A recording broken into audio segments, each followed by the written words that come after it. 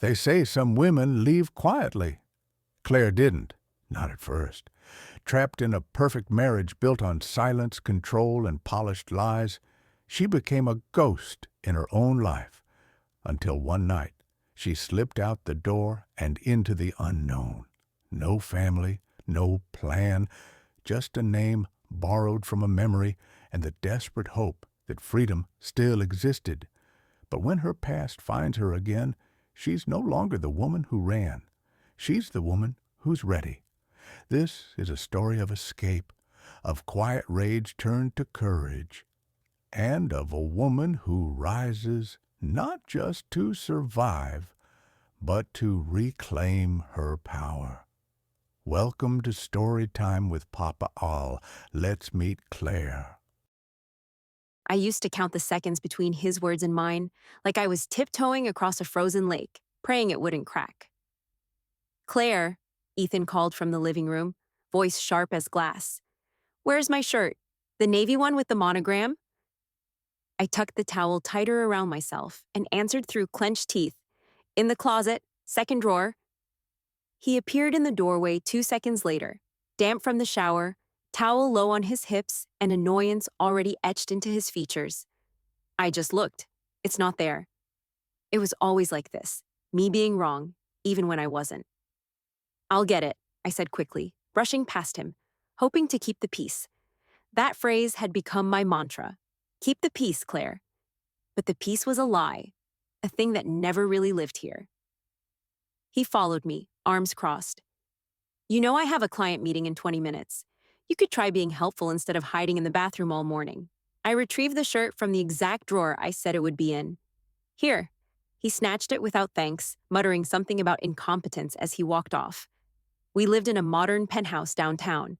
Glass, marble, silence. The view was incredible, but I hadn't felt sunlight in months. Ethan had a way of making everything look perfect from the outside. Successful financial advisor, handsome, polished. He smiled at parties and kissed my cheek in front of his friends. He gave generously to charity, but behind the tinted windows and the locked front door, I was just a reflection of whatever image he wanted to project. The sweet, well-dressed wife, the silent one, the one who didn't ask questions. I hadn't spoken to my mother in years. Ethan said she was toxic. I never met my coworkers for coffee anymore. He said they were beneath me. I deleted my social media because he said it was better for privacy. Piece by piece, I'd vanished from my own life. That night, we had dinner in silence. He scrolled through his phone, sipping his whiskey, and I pushed risotto around my plate. "I spoke to the Carsons today," he said finally. "They're flying in next weekend. I told them you'd host brunch. I have that art gallery opening." "You'll reschedule?" He didn't look up. I stared at him, my heart doing that fluttery panic thing it did now far too often. "Ethan, can we just talk for a minute? I feel like I'm not even here sometimes, like you don't even see me." He finally glanced up. "Don't start, Claire. Not tonight. You're just tired. Or hormonal." I stood. My chair scraped loudly against the floor. "You don't get to decide how I feel." "Sit down," he said sharply, the command in his voice making me freeze mid-step. His eyes turned cold. "Let's not turn this into one of your moods." I sat, but not because I wanted to, because I didn't have anywhere to go. Not yet. But that night, I lay awake staring at the ceiling, and something inside me started to breathe for the first time in a long while. A quiet, growing thought. I have to get out. I started planning in the smallest of ways, like testing the lock on the guest room window to see if it still stuck halfway. It didn't. I counted the seconds it took to cross the hallway from the bedroom to the front door in bare feet. 17. I timed the elevator. 43. And every night, after Ethan fell asleep, I repeated these numbers in my head like a prayer. I hid things like they were contraband, rolled cash inside a tampon wrapper, stuffed a burner phone in an empty tea canister in the pantry. Each item was a promise to myself. One day soon, I'd leave, and I'd do it right. But part of me still hesitated, because there's a kind of crazy that creeps into your soul when someone makes you feel like you owe them for feeding you, for keeping the lights on, for staying. Ethan didn't need chains. He had words, silence, a bank account that didn't have my name on it, and a tone that could slice bone from muscle. The final straw wasn't even dramatic. It was Thursday. He came home early, threw open the door like he owned the air, and dropped his briefcase with a loud thud. "Where the hell were you today?" I looked up from the couch, startled. I'd been sketching again, something I hadn't done in months. Just a pencil drawing of a woman walking alone, face turned to the wind. I quickly closed the sketchbook. "I told you, I had to be at the gallery all day." I left a note on the calendar. Ethan's eyes darkened. "I called you 3 times. I had my phone on silent. I was helping set up a new installation. There were interviews, press. You ignored me." He stepped closer, his voice low, dangerous. "Do you want people to think I don't have control of my own wife?" I blinked. "Control? You're starting to sound like your mother," he spat. "That pathetic woman you used to cry about." My hands curled into fists. "Don't talk about her." He smirked. "There it is. That mouth. That defiance. You should be grateful anyone even puts up with you." His words struck harder than usual, not because they were different, because they were exactly the same. A recording on repeat. But this time, they didn't land. This time, they bounced off something harder, something I'd been growing. "I needed today," I said, my voice low and steady. "I needed one day that didn't revolve around you. You're mine, Claire. Don't forget that. Everything you have, everything you wear, eat, sleep on, is because of me." He turned and walked off, muttering under his breath. The door to his office slammed, and the silence that followed was louder than any scream. That night, he drank 2 glasses of scotch and fell asleep face down, snoring like he hadn't just dismantled me for the 100th time. I lay there staring at the ceiling. My body was next to him, but my soul was already 3 states away. At 2:13 a.m., I slipped out of bed. The floorboards didn't creak, my fingers didn't shake. I moved like I'd done it before in dreams. I took the go bag from the laundry cabinet, the one with travel-sized shampoo bottles, a pair of jeans, 2 clean shirts, and sneakers. I shoved in my art journal at the last second. I almost didn't take it, but it was mine, the only thing left that was. My passport was tucked in the pages of Jane Eyre. Fitting, really. Another woman who ran. I left my wedding ring in the sink. The faucet dripped once, twice. It sounded like applause. I walked down 17 flights of stairs. Quiet. Fast. By the time I hit the lobby, the adrenaline was a scream in my veins. The night doorman, Luis, kind eyes, always offering gum, raised his eyebrows. "Mrs. Whitaker, you okay?" I smiled. "Just needed air, couldn't sleep." He hesitated, then gave a small nod. "Need a car?"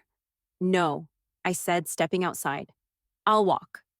The cold wind slapped my face like it was waking me up from a long, cruel dream. I walked 4 blocks before I ducked into a 24-hour diner and changed clothes in the bathroom. I left my designer coat folded neatly on the bathroom counter. A woman with a baby sleeping on her chest watched me with wide eyes as I exited the stall. "Nice boots," she said. I smiled. "Thanks. They're new." By sunrise, I was on a bus headed west under the name Emma Lee, a name I picked from an old sketch in my journal. Nothing about me looked the same. No credit cards, no phone, no breadcrumbs. I was a ghost, but I was finally breathing. The bus dropped me off in a place I picked purely by instinct, a small town 2 hours past anywhere I'd ever been. Willow Creek.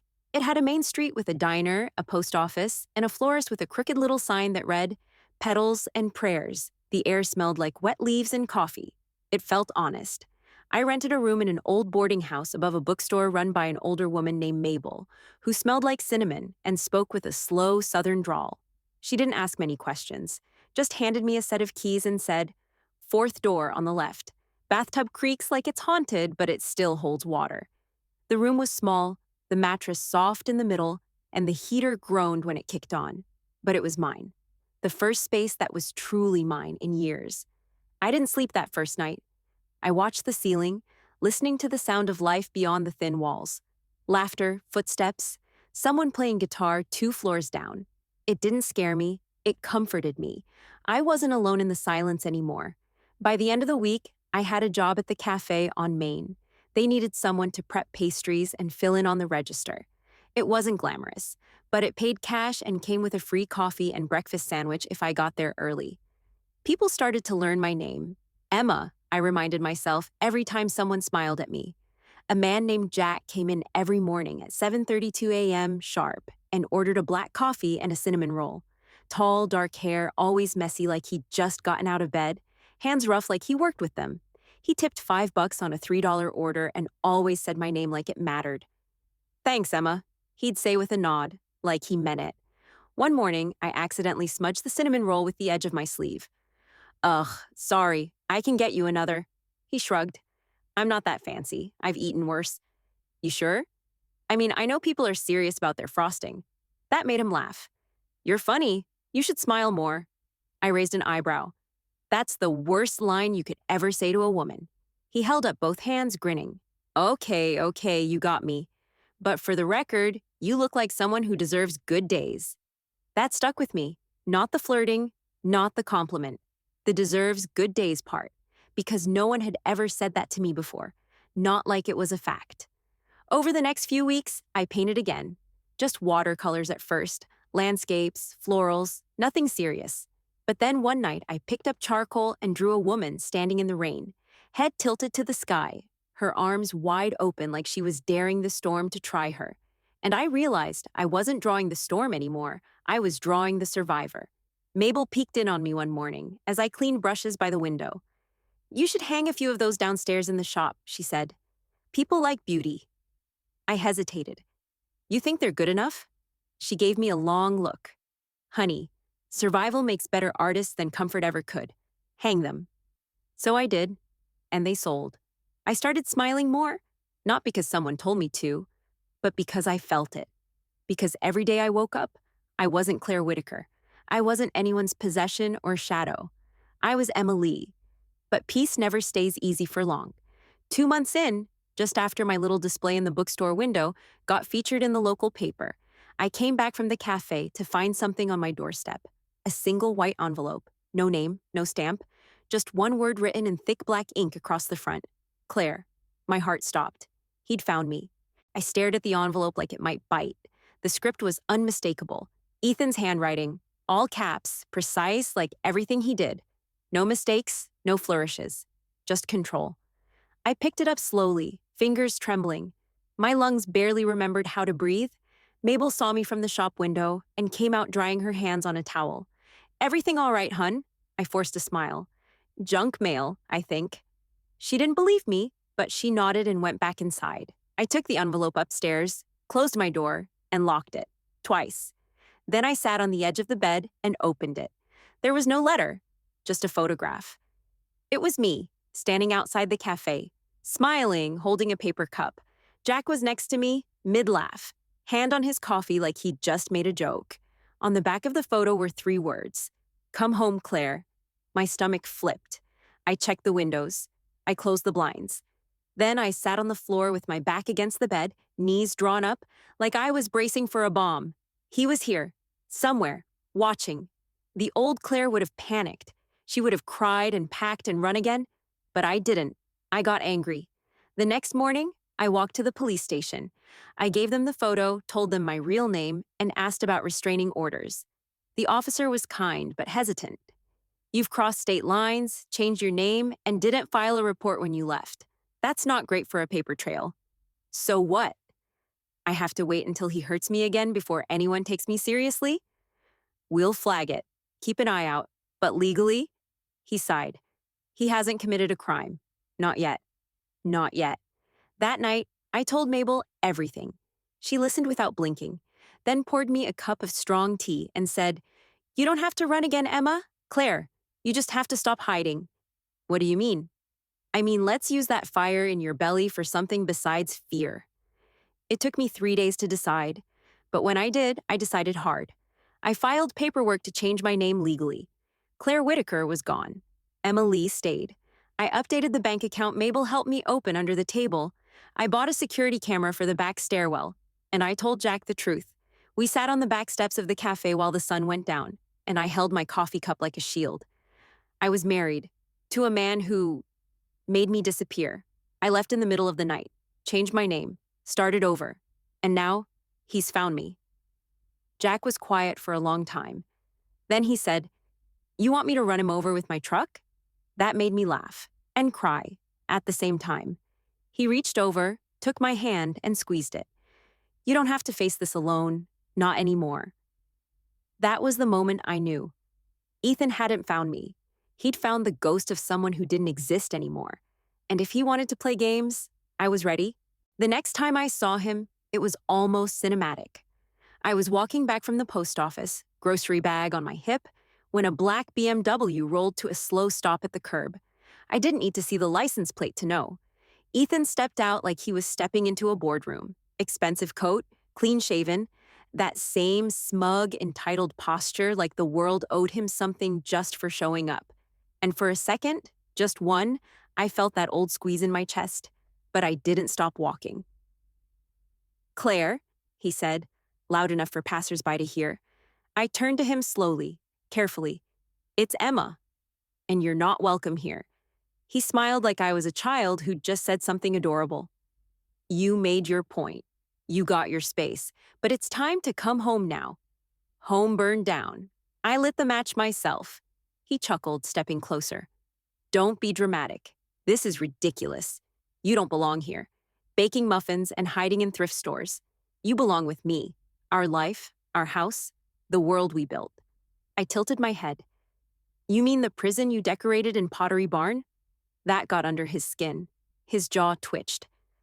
"You've made your little escape, had your rebellious phase," he said, lowering his voice. "Now it's time to stop pretending." "Pretending?" I smiled, cool and steady. "Ethan, I'm more me right now than I ever was with you." He reached for my arm. Not hard, but familiar. Possessive. I stepped back. "Touch me again, and you'll lose that hand." Behind me, I heard a voice. "Jax." "Problem here?" Ethan's eyes flicked past me and narrowed. "Who the hell is this?" "Someone who actually listens when she talks," Jack said, folding his arms. I stepped between them. "You're not going to ruin this. Not again. Go home, Ethan." His smile dropped. "You think this is over?" I leaned in just a little. "No, Ethan. I know it's over. But if you want to drag this out, by all means, let's dance." That night, I went to war. I sent digital copies of the photo to the local sheriff, the state police, and a lawyer Mabel helped me find. A woman named Rebecca Ward, who had that rare combo of courtroom fire and street smarts. She filed an emergency protection order using every resource we could dig up. The photo, text records I'd backed up before I fled, emails he sent to my old address. Enough for a judge to raise an eyebrow? Then we filed paperwork for harassment and stalking. While Ethan was busy trying to charm local law enforcement and spin his golden boy narrative, we quietly leaked a story to a journalist in the city, one who owed Rebecca a favor. The piece was subtle. Prominent financial advisor under investigation for domestic harassment allegations. The image they ran? A file photo of Ethan at a gala, smile stiff, tie too perfect. The headline was polite, but the comments weren't. People remembered me. They remembered the cracks. The gallery community rallied around the artist who vanished. And suddenly, Ethan's shine was looking suspiciously like rust. He came back once more. This time, he didn't smile. "You've embarrassed me," he growled, cornering me outside the cafe after close. I didn't flinch. Jack was inside, watching through the glass. Mabel was on the phone with 911 already. "I gave you everything," Ethan hissed, "and now you're making me look like a monster." I looked him dead in the eye. "You didn't need my help for that, Ethan. You were always the monster. I just stopped covering for you." The cops arrived before he could say another word.